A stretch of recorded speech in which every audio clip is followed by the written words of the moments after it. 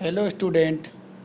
आज की online class में आपका स्वागत है। आज हम बीएससी थर्ड ईयर के पेपर फर्स्ट के टॉपिक बाइलिनियर जो ट्रांसफॉर्मेशन है उससे रिलेटेड एग्जाम्पल के बारे में पढ़ेंगे। तो आज हम कुछ ट्रांसफॉर्मेशनों से रिलेटेड एग्जाम्पल्स के बारे में अध्ययन करेंगे। तो पहला एग्जाम्पल है आज का, प्रदर्शित कीजिए कि रूपांतरण z equal to iota minus W upon iota plus W के अंतर्गत b greater than equal to 0 से निरूपित w समतल का धनात्मक अर्धभाग z समतल में वृत्तीय छेद modulus of z less than equal to 1 के संगत है। तो आपको प्रदर्शित करना है कि कोई रूपांतरण दे रखा है आपको z equal to iota minus W upon iota plus W के अंतर्गत b greater than equal to कोई आपको क्षेत्र दे रखा है w समतल का, तो धनात्मक अर्धभाग, तो z समतल में वृत्तीय छेद कितना है, modulus of z less than equal to 1 के संगत है। तो ये आपको दिखाना है। तो इसका सॉल्यूशन देखें। दिया हुआ रूपांतरण कितना है, z equal to iota minus W upon iota plus W. चूँकि w इक्वल टू कितना होता है u प्लस आयोटा v, तो w का मान u प्लस आयोटा v इसमें रखते हैं। तो आयोटा w का मान कितना रखते हैं इसमें, u प्लस आयोटा v, तो बराबर iota minus u plus iota v upon iota plus u plus iota v। चूँकि इसमें वास्तविक भाग तथा काल्पनिक भाग दोनों भाग हैं, तो वास्तविक भाग तथा काल्पनिक भाग दोनों को क्या है, सेपरेट कर लेते हैं और अलग अलग लिखते हैं। तो वास्तविक भाग को एक साथ लिखते हैं तथा काल्पनिक भाग है उसको एक साथ लिखते हैं। तो बराबर वास्तविक भाग कितना है, अंश में minus you plus iota common लेंगे तो कितना आएगा 1 minus B upon U plus iota into 1 plus B. चूँकि मॉडुलस ऑफ जेड, अब क्या निकालेंगे हम, मॉडुलस ऑफ जेड, तो मॉडुलस ऑफ जेड, तो जेड का मापांक निकालते हैं तो कैसे निकालेंगे, बराबर modulus of minus you plus iota into 1 minus B upon U plus iota into 1 plus B. तो मॉडुलस ऑफ जेड निकालने का तरीका क्या होता है, चूँकि जेड इक्वल टू कितना होता है एक्स प्लस आयोटा बी, तो मॉडुलस ऑफ जेड निकालने का तरीका कितना होता है, कैसे होते हैं, square root of under root of X square plus Y square, वास्तविक भाग का स्क्वायर प्लस काल्पनिक भाग का स्क्वायर, फिर उसका क्या लेते हैं, वर्गमूल लेते हैं। तो यहाँ भी ऐसे निकालेंगे हम। तो चूँकि हम जानते हैं कि modulus of z1 upon z2 equal to होता है modulus of z1 upon modulus of z2, ये प्रॉपर्टी भी होती है, अलग अलग निकाल सकते हैं। तो बराबर मॉडुलस ऑफ जो minus you plus iota into 1 minus b का निकालेंगे, क्या निकलेगा, तो बराबर under root of you square plus 1 minus b का square upon under root of you square plus 1 plus b का स्क्वायर। तो imply that modulus of Z equal to क्या लेंगे हम, 1 लेंगे। तो वृत्तीय छेद जो मॉडुलस ऑफ जेड है लेस देन इक्वल टू 1 है, वो किसमें किसमें किसमें जिसका जो क्षेत्र है वो b greater than equal to 0 w समतल में क्या होता है, प्राप्त होता है। तो हम modulus of Z equal to क्या लेते हैं, 1 लेंगे। तो modulus of Z equal to 1 लिखते हैं, तो जब हमें क्या प्राप्त होगा, b इक्वल टू 0 प्राप्त होगा। तो modulus of Z equal to 1 लेकिन 1 कब प्राप्त होगा हमें, जब v इक्वल टू क्या हो, 0। जब v greater than equal to 0 से निरूपित w समतल का धनात्मक अर्धभाग z समतल में वृत्तीय छेद modulus of z less than equal to 1 के संगत है, ये आपको प्रूव करना है। तो जब v इक्वल टू 0 लेंगे तो क्या प्राप्त होगा, देखें, जब v इक्वल टू 0 इस इक्वेशन में लिख दिया हमने, तो v इक्वल टू 0 लेंगे तो हमें प्राप्त होगा अंश में square root of 1 plus b square upon square root of 1 plus b square. तो modulus of Z equal to कितना प्राप्त हुआ, 1 प्राप्त हुआ। अब आगे सेकंड पार्ट देखें। जब बी का मान क्या लें हम, ग्रेटर देन 0 लें। जब बी का मान क्या लें हम, ग्रेटर देन 0 लें। जब बी का मान हम ग्रेटर देन 0 लिखते हैं, इसमें बी का मान ग्रेटर देन 0 से बड़ा मान लें। जब बी का हम 0 से बड़ा मान लेंगे इसमें, तो हमें modulus of Z equal to कितना प्राप्त होगा, लेस देन 1। चूँकि बी का मान 0 से बड़ा लें आप, चूँकि 1 माइनस बी का स्क्वायर और 1 प्लस बी का स्क्वायर, दो टर्म दिख रही है आपको, दोनों में क्या है, स्क्वायर है। तब बी का 0 से मान आप लें, 0 लें, तो हमें तो इस कंडीशन में तो modulus of Z equal to कितना प्राप्त होता है, 1 प्राप्त होगा। बी का मान अब आपने जैसे 1 ले लिया, तो उस कंडीशन में भी 1 माइनस 1 0 इस स्थिति में 1 प्राप्त होगा। लेकिन 2 ले लिया आपने, 3 ले लिया, तो 1 माइनस 2 तो कितना आएगा, 2 का स्क्वायर, 2 का 3 में ले लिया तो हमने कितना आया, 2 का स्क्वायर कितना हो जाएगा, 4। तो यू स्क्वायर प्लस 4 तो इसमें भाग देंगे तो 1 ही प्राप्त होगा। आपने अलग अलग ले लिए, जैसे बी का मान आपने कुछ ले, तो इस कंडीशन में मॉडुलस ऑफ जेड का मान कितना प्राप्त होगा 1। चूँकि आपने जैसे 3 लिया तो 1 माइनस 3, अंश में 1 माइनस 3 मतलब 2 का स्क्वायर कितना होगा 4, तो यू स्क्वायर प्लस 4 प्राप्त हुआ under root of you square plus 4, और स्क्वायर प्राप्त होगा square root of you square plus 16, U square plus 16। नीचे वाली जो टर्म क्या है बड़ी टर्म है, तो वह हमेशा जो बड़ी टर्म होती है नीचे तो उसका भाग देंगे तो 1, जैसे 1/2 है तो कितना प्राप्त होता है 0.50, और 1/3 तो 0.33 प्राप्त होगा, तो लेस देन 1 से 1 एक से छोटा ही प्राप्त होगा, इसलिए मॉडुलस ऑफ जेड का मान कितना प्राप्त होगा लेस देन 1 प्राप्त होगा। जब b बराबर 0 लेते हैं तो मॉडुलस ऑफ जेड का मान कितना प्राप्त होता है 1 प्राप्त होता है, और जब b का मान क्या लें ग्रेटर देन 0 लें तो मॉडुलस ऑफ जेड का मान कितना प्राप्त होगा लेस देन 1 प्राप्त होता है। अतः W समतल का वास्तविक अक्ष Z समतल के इकाई वृत्त modulus of Z equal to 1 के संगत है। पुनः modulus of Z less than 1 जब W B ग्रेटर देन क्या हो 0। अतः W समतल का जो ऊपरी अर्धभाग है, W समतल का जो ऊपरी क्या है अर्धभाग है, Z समतल के इकाई वृत्त modulus of Z equal to 1 के अंतस्थ क्षेत्र के संगत है। जो modulus of Z equal to 1 हमने वृत्त माना जिसकी रेडियस कितनी है, जिसकी त्रिज्या जिसकी रेडियस कितनी है 1 है, तो उसके उस वृत्त के अंतस्थ क्षेत्र के संगत है। चूँकि modulus of Z less then कितना है 1 है, तो कहाँ होगा क्षेत्र अंतस्थ क्षेत्र के संगत है।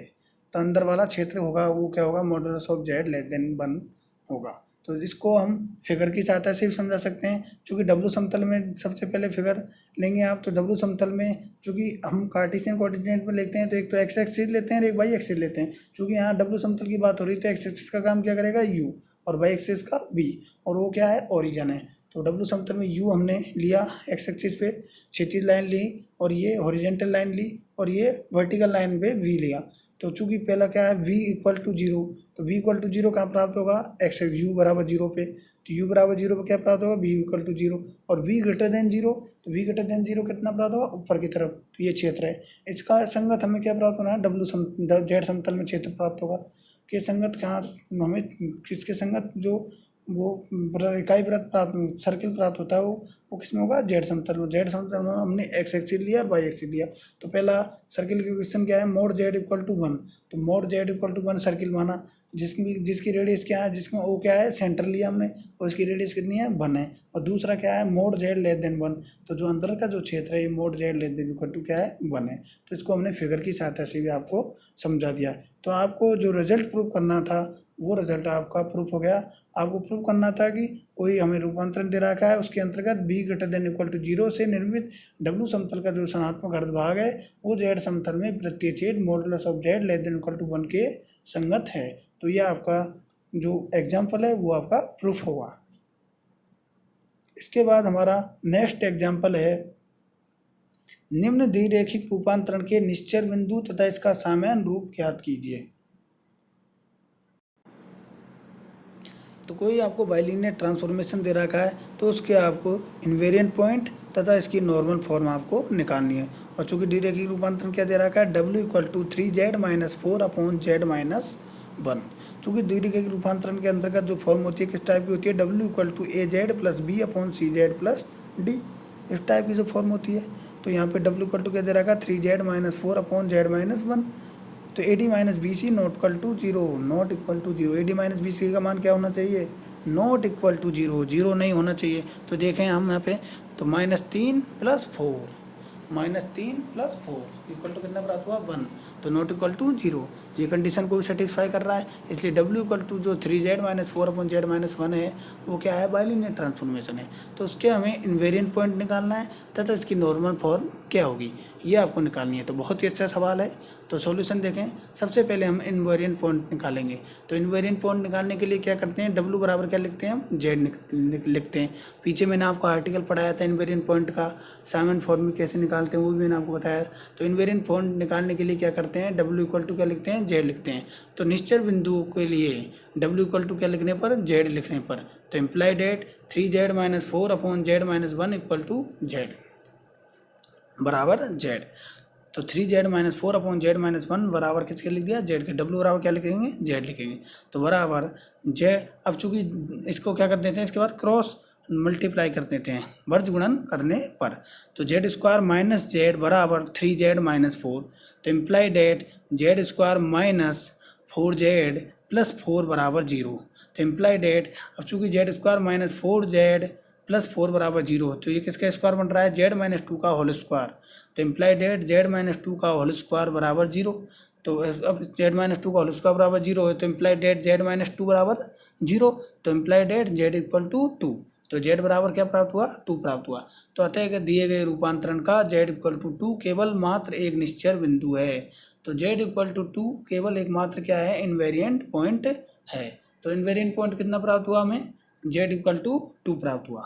इसके बाद हमें क्या निकालना है, सामान्य रूप निकालना है। तो रूपांतरण का सामान्य रूप आपको निकालनी है, नॉर्मल फॉर्म आपको निकालनी है। तो कैसे निकालते हैं, तो w equal to 3z minus 4 upon Z minus 1, ये आपको क्या दे रखा है, बाइलिनियर ट्रांसफॉर्मेशन दे रखा है।